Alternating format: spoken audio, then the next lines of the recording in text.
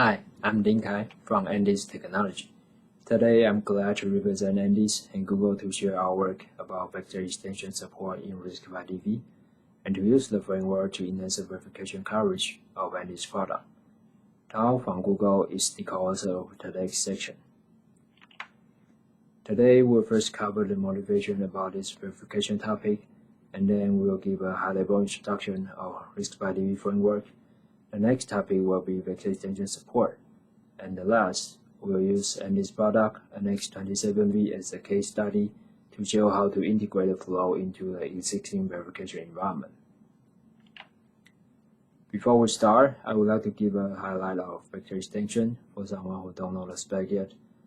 Vector extension can be used to accelerate the computation that involves one operation to multiple data, like machine learning or video processing.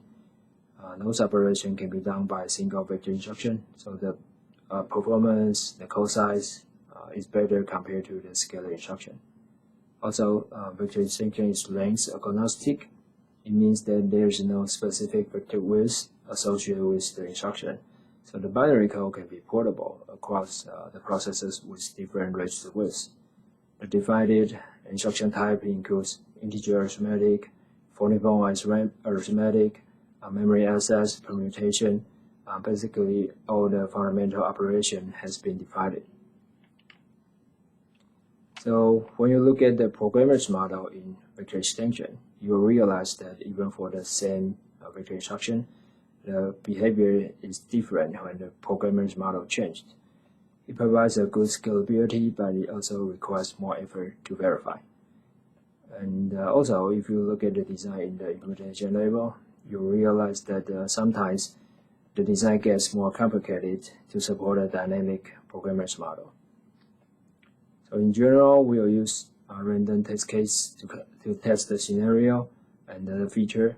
And if we have coverage hole, we can use direct test case to cover it. So it's very important to have a good randomizer at the beginning.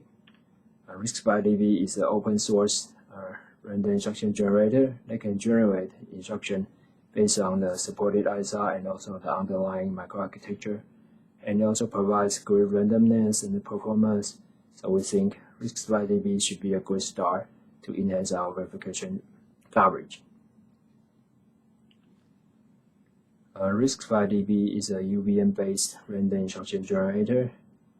It is originally an open source project from Google and now it's contributed to Triple Lines. It has a standard CoSimulation flow that takes the source code to compile with the simulator to generate the assembly code.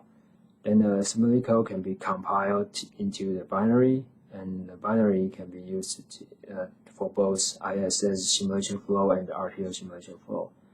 And the last, the simulation log can be compared to generate the result. RISC-V-DV supports multiple simulator and also multiple ISS. For the simulator side, it supports all the mainstream simulators from Synopsys, Cadence, and Mentor. And from the ISS side, it supports spec and also OVP seen from Imperos and other simulators. The program generator from RISC-V-DV can generate the instruction based on the hardware configuration, and it supports multiple ISR subgroups, including custom instructions, and it also supports random PMP settings, random preach mode settings, random page table with page fault, and random illegal instructions, and it also supports direct instruction stream. The program it generated is a complete program that has instruction section, data section, page table section, a stack section, which is good enough for the verification purpose. For the vector extension, Andes and Google had worked together to support a 0.8 version. Andes has contributed the code for register grouping, randomization constraints, and unit load and other features, while Tao and his team from Google has done a great job to support the instruction class refactoring and arithmetic instructions and other features. 0.8 version is now available and released on the GitHub, and we are working on the 0.9 version. 0.9 version has a major architecture change that makes 0.9 version not compatible to 0.8. And for the future work, because the 1.0 version is not ratified yet, we put the 1.0 version support and the other features as the future work. For the vector extension in RISC-V-DV, right now, all the 0.9 instruction has been supported. You can randomize any instruction with the RISC-V-DV, and also the programmer's model has been supported. For the GPR value, we can randomize the GPR value, you can initialize the GPR value, and for the constraint setting like VL, VType, LMO, we have implemented a set of constraints, so those values can be randomized within the legal range. We have put a big effort to support the constraint set. We will cover the detail in the later slide. And before we go to the detail of the constraint, let's talk about the programmer's model first. In RISC-V spec, because it is length agnostic, there's a lot of parameters defined in the CSR in order to control the behavior of a vector instruction. For example, SEW is to define the element width of an operation, and register grouping multiplier can be used to define a register boundary of a vector operation. It could be multiple registers or just a fraction of a register. And we have VL and V star to define the vector length and the star index of a vector operation. And we also have mask register to control the individual elements within a vector operation. And for the widening and narrowing instruction, the effective element width has been changed by the operation. So the spec has defined a legal range for those values.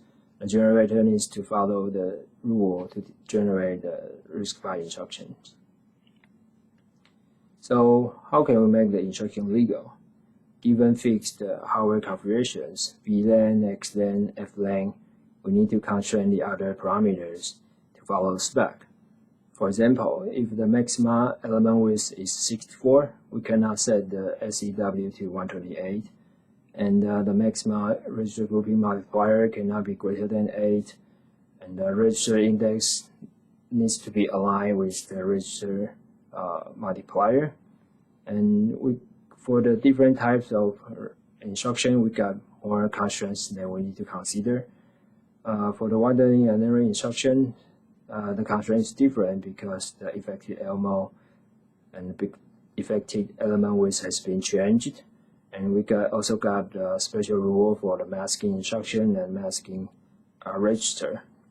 So basically, we have implemented a set of constraints so we can make sure that every instruction generated by the RISC-V-DV is legal.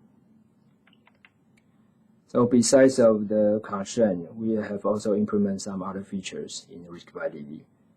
For the load store, in order to perform a memory access, we need to first set up an address first. The address setup makes the instruction not only a single instruction, but an instruction string. In this string, we need to first reserve the base register and then keep the value until the end of the string. And we also need to randomize the address mode, and we also need to randomize the address value. And we can also insert random instructions within the load store string to make the string more realistic. The register index reserving can also apply to other instruction group, and we can also configure the vector instruction variance and the vector instruction subgroup to be generated. For example, if the segmented load store is not implemented, we can rule out those instructions to be generated. Basically, in RISC-V-DV, we have implemented infrastructure for vector instruction so that user can use the infrastructure to generate the instruction sequence of vector instruction. And next, we'll use NX product, NX27V, as a case study to show how to verify a vector core with RISC-V-DV. NX27V supports ND*V5 ISA, which is RISC-V compliance, but also with ND's extension for custom instructions, for performance enhancement, and also for code size enhancement. Most importantly, NX27V is the first commercial product that supports vector extension. The vector processing unit in the NX27V is out of order and supports the latest vector extension. It also supports ND's extend format specifically for AI applications. In ND's verification framework, we have defined a set of program constraints for the scenarios they want to cover, and the processor configuration is randomly selected from the supported configuration table. And with the constraint and the configuration, we can generate the assembly by RISC-V-DV. The generated assembly can be merged into the existing verification environment. By this approach, the coverage, the monitors, the assertions, we don't need to change it. Basically, all the verification environment can be reused. NX27V not only supports the standard RISC-V instructions, but it also supports custom instructions. So how can we generate custom instructions with RISC-V-DV? The solution is quite simple because RISC-V-DV has already defined custom instruction class to be used. So all we need to do is to extend the custom instruction class with this instruction. So after that, all the custom instructions can be randomized together with the standard RISC-V instructions. And this is the CoSimulation flow that we are using. We are using the standard CoSimulation flow that has the in-house ISS simulator and also the RTO design.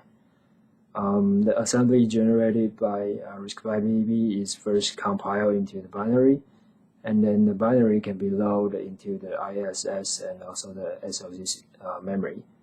After the simulation, ISS will take the simulation log to compare the expected result. And our ISS simulator has certified with the Imperis OVP sim. And next, I would like to discuss how to customize the instruction stream. RISC-V-DV uses object-oriented class to generate the instruction stream. In the base random instruction stream class, there are already a lot of functions defined to control the instruction stream. For example, you can insert an instruction, and you can insert an instruction stream, and you can mix the instruction stream to get a bigger stream. And if you want to have further control, you can further extend the instruction class. In NDs, we have extend the random instruction task class to have an instruction subgroup task. For example, we could have tasks for only vector instructions, or we can have tasks for only arithmetic instructions. And in NDs, we have also extended the instruction stream class to generate instruction case they want to cover. For example, we can generate instruction stream for a specific functional unit, and we can generate instruction stream to hit the issue logic or the scoreboard. So with the infrastructure, we are ready for the bug hunt. And for NX27V, we want to cover the architecture event first. For the instruction set, we want to have the test to cover the vector extension. We want to also have the test to cover the floating point extension, and we could have test to cover the custom instructions. And for the vector configurations, we can randomize the V-type, VL, Elmo, and the other programmers models based on the hardware configurations. And for the instruction sequence, back-to-back instructions and the register dependency is the area that we want to cover, because the floating logic and the scoreboard tend to be the most complicated logic in the RTO design. So how about microarchitecture level? Can we generate instruction string for us to hit the microarchitecture level box? The answer is yes, as long as that we know the behavior of the hardware. For the scoreboard, we can generate the instruction with long latency because we know that sometimes it is difficult to handle the instruction with long latency. And for the issuing logic, if the logic has support micro operations, it could have state machine in the logic. And we all know that state machine is always a good spot to find bugs. And for other microarchitecture level examples, could be 504 empty and also the structure header of a register file. So here's some examples for the scenarios that we want to cover. For the register dependency, in order to generate the instruction string with register dependency, the register index will be randomized selected with the higher chance to reuse the same register index. And for the mask instruction, we can generate the instruction string that intensely use the V0 register, which is the max register. And for the back-to-back execution, the instruction from the same functional unit will be most likely to be generated back-to-back. And for the structure header, we can generate the instruction sequence with the instruction from different functional unit but access to the same register in order to trigger like a report conflict or write port conflict. So how can we generate the 504 case? We could use the instruction with long latency to trigger the 504 because we know that instruction with long latency might stall the pipeline and potentially cause the 504 to be full. And we have used those cases to find bugs in our ND's product, NX27V. We have found some decoding bugs that generate unexpected illegal exception with certain value of Elmo and SEW. And we also have found some data dependency bugs between the functional unit. And we have also found bugs for the structure header with report, write port conflict. And we also have found bugs in the 14-point unit with back-to-back instruction but with different precisions. And also, because we are using ISS for CoSimulation flow, we have also found ISS bugs. And for the future work, because the 1.0 spec is not rectified yet, we put the 1.0 support as a future work. And the other interesting topic we want to cover next is the illegal instruction test and also the functional coverage model. And this is my section today. Thank you.